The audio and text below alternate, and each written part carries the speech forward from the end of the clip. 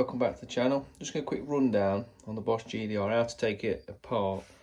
I managed to break the changeover levers on these, so I've just had to swap it over. So what you've got all these screws. They're a T10 Torx bit. So take all those out. And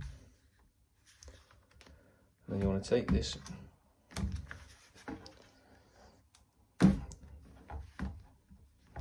that's it.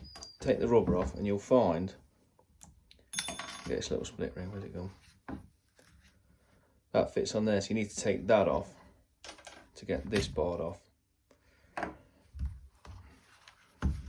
then you can see that there's 4 screws again, which are these.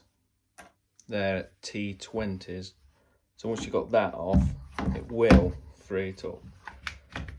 Just be careful getting that. There is quite a lot of electrics in here. That's it. So pretty straightforward really if you're ever struggling to get it apart. Thanks for watching.